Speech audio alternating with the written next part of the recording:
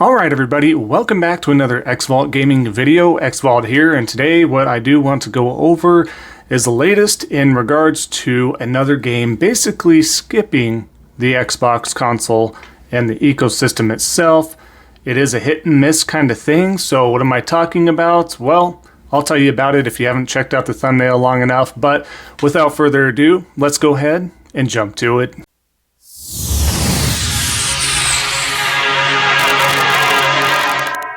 Alright, so like I was saying, what I want to go over is a game, a franchise that continues to kind of piecemeal its games out to the Xbox ecosystem in general, being a hit and miss kind of franchise for the ecosystem itself. There's a lot of contributing factors to this and the why, and so I'll go over that as well. But the first one that maybe relit this whole spark, you would think that it'd be Final Fantasy XVI that would relit that spark, but that's been here nor there. They kind of had some outrage, the Xbox fans out there, or fanatics, I would say, about Final Fantasy XVI being, PlayStation console exclusive, at least for 6 months, and then it does go to PC. But we're talking about Final Fantasy Pixel Remaster. Now, this game has been out on Steam for a little over a year now. It's also been out on iOS and Android for your phones. So you do have to pay for it there as well, but it does, fit that aesthetic nicely if you're on the go and want to play it that way. So there's been a lot of ways you can access this game, and everybody has a phone, so if you do want to mess around, you can. However, I do know console fans like myself, we do like to play our games on consoles as much as we can. So when they announced recently, it was been leaked, but it didn't leak the fact that it would not be going to Xbox. It was the fact that it was coming to consoles after so long from Android, iOS, and PC. And the thing about that is it's coming to Nintendo Switch. It's coming to PS4. It's not like next gen. It's not coming to PS5. It's not coming to the Series X or even the Xbox One, for that matter. But yeah, it's totally skipping the Xbox ecosystem. So it's not getting any crazy bells and whistles. It's basically what you get from the Steam iteration or the phone, so it's not going to be graphically demanding or anything. So a PS4 release makes the most sense because you can, of course, play that via backwards compatibility on your PlayStation 5. And everybody and their dog apparently owns a Nintendo Switch like myself. So that is an option as well. So you can pretty much play this anywhere, but it just bodes the fact that another Square Enix game is not coming to the Xbox console. I know that Phil Spencer and company have had to do a lot of work in order to bring any JRPG on over. They recently brought over some games over straight to Game Pass. Not only can you buy them, but brought them over to the ecosystem and to Game Pass, such games like, Ni no Kuni, Persona 5, their Royale Edition, as well as countless others. The Yakuza series has been on there and so on and so forth. But it seems odd because the Final Fantasy series in particular has also been piecemealed, right? It has not really been fluent in the Xbox ecosystem, you know what I mean? So clearly you still don't have Final Fantasy XIV, the MMO there. There could be a lot of myriad of reasons why. But that hasn't shown up there. Final Fantasy 12 hasn't shown up there. They had a bunch of the games through Final Fantasy come to Game Pass as of 2022. I don't know. We don't have a lot of data to work with on this. Microsoft is not a transparent company when it comes to sales figures, playing times, so on and so forth. So it's really hard to gauge what's going on there and the why.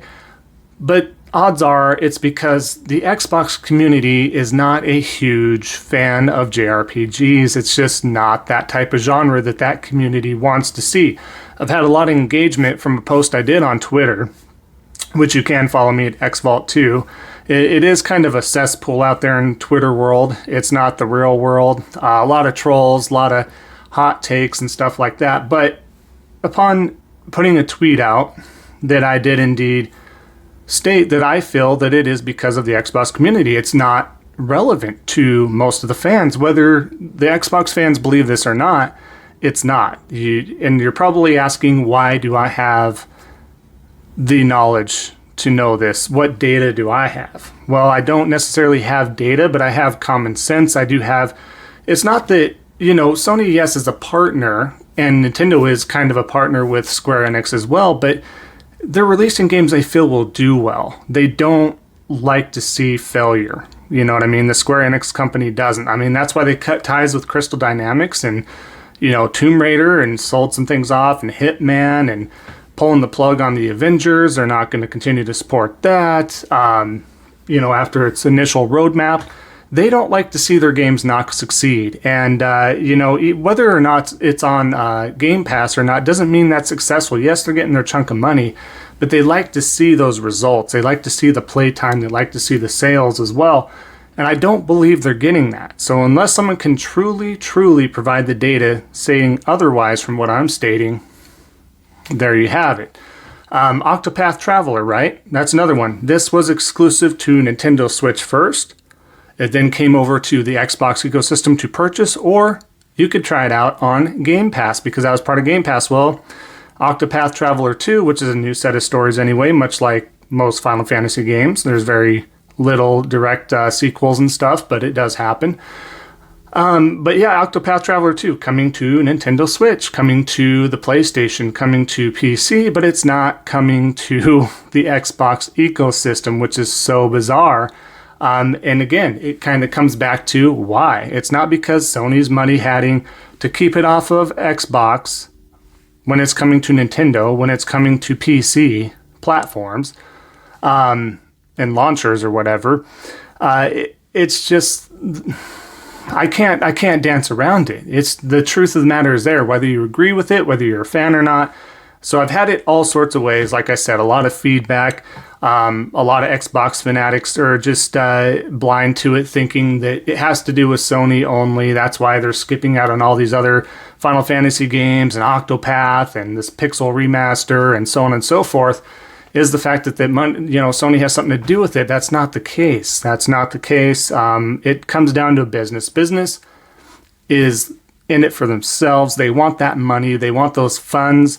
And I tell you what, if you all bought those Final Fantasy games, if you all buy Ni no Kuni's, and which is from different developers and stuff, but if you buy these other RPGs and truly, truly support them, they're going to turn an eye to that and be like, okay, we're seeing some success over here. We're going to invest in this platform.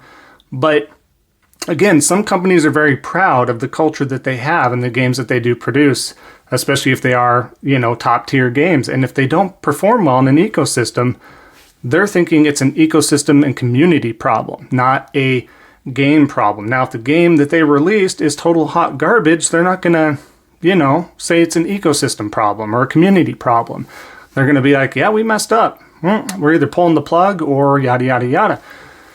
That's just the fact of the matter. So you can argue all you want. I had people argue with me, well, the Tales series, like Tales of Arise and so on and so forth, did well, and that's why those continue to get, shipped on there. Well, that's a different developer. Again, Bando, not Namco, right? Or Bandai Namco is the providers there for the publishers and developers and all that for those types of games. So it's a completely different probably thought process with that development company. They probably do get decent success from that platform, or enough to be like, it's money, right?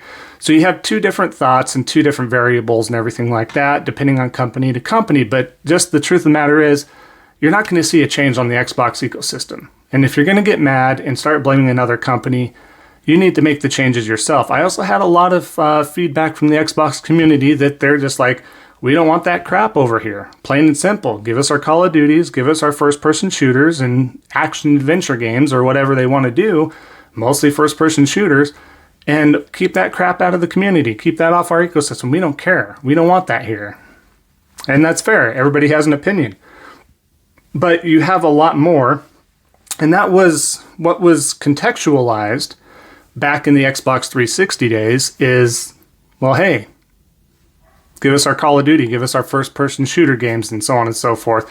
Give us our Dude Bro games. Get the Gears of War games out there. Get Halo going. Get Call of Duty. Get Battlefield. All this stuff. That was the Dude Bro ecosystem. Ghost Recon. All that stuff, right? And that's just the way it is, you know? So you can't get mad. My whole point is you can't get mad at a company. You can't get mad at Sony. You can't get mad at Square Enix. You have to put your money where your mouth is. And if, you know, that means you need to convince your fellow brethren, brothers and sisters and whoever in between, that they need to start supporting these types of games because these are games that you want to see, then you need to do a much better sales pitch at having them invest in that. Go play Ni no Kuni, one of the best games I've ever played. I thought it was amazing. Go play Persona 5, one of the greatest games ever played as well, turn-based in the style and the music and soundtrack and so on and so forth. Go support these. Play all the Tales games that aren't part of Square Enix, you know, all this stuff. Play the Final Fantasy games too, though. Play everything at your disposal that's a JRPG as much as you can and sell that off to your friends and family.